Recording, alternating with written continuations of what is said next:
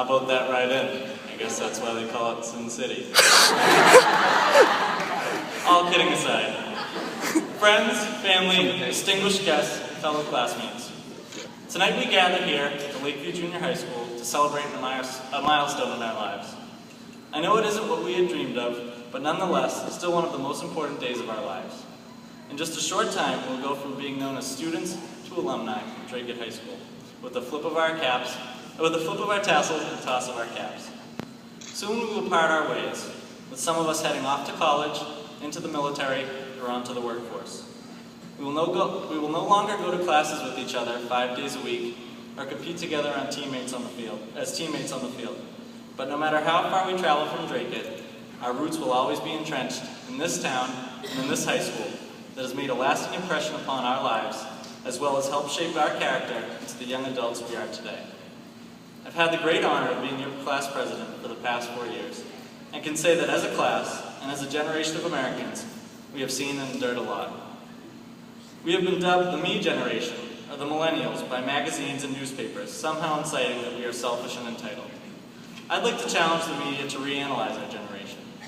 As young first graders, we had our first encounter with tragedy during 9/11, and many of us remember being sent home early, watching the news with our parents, waiting for them to tell us that everything will be okay.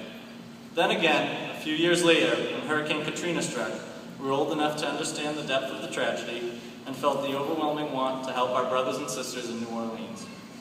Fast forward to 2012 and 2013, where we saw the audacities and carnage capable of humans, with the shooting at Sandy Hook Elementary School and the Boston Marathon terror attacks.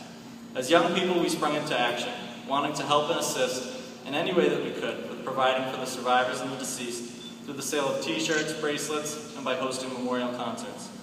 We millennials have utilized music, the internet, technology, and social media to share gripping stories and help our nation heal from devastating tragedies, as well as raise money for charity. Not only have we proven our benevolence as a generation by pioneering new charitable causes, we have also proven our unselfish, wavering sense of patriotism. This year alone, many members of our graduating class will serve their country proudly in the United States military and fight to ensure for our nation's safety in these ever-turbulent times.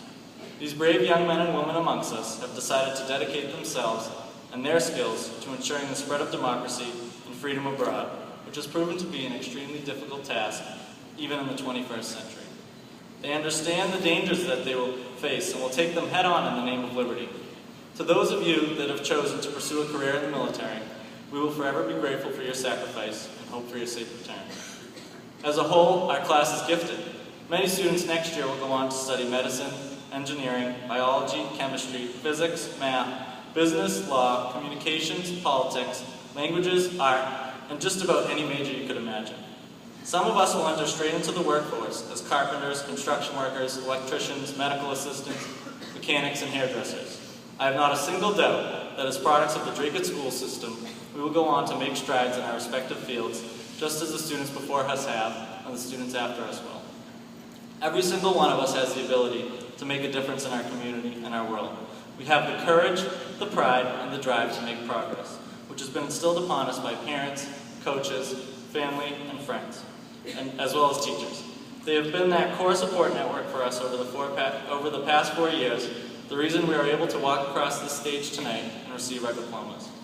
Harness their energy, their spirit, and their life lessons, and bring your middies pride with you off to college or into your job. I really can't wait to meet again in 10 years and to discuss our experiences and our successes, what worked and what didn't, to celebrate each other's marriages, engagements, births. With the help of each other, we have completed high school tonight. We've loved, we've fought, we've laughed, and we've cried. We've grown together like a family. We share a special bond. We're part of a special group. There will never be another Dracut High School class of 2013. Before I close, I'd just like to personally thank a few people that for me wouldn't have made all of this a reality. My parents, Pam and Kevin Durkin, Miss Lee, our class advisor, my siblings Athena and Olivia Durkin, and our class officers whom I'd like to ask to stand to be recognized. Zoe, Laura, Shannon, Kayla, Daniela, Mina, and Dana.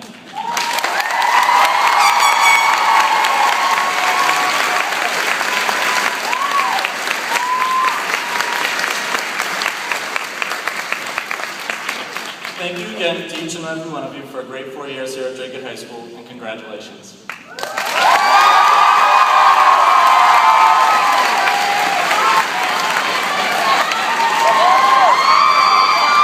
And with that, it is my pleasure to introduce Superintendent of Schools, Mr. Stephen Snow.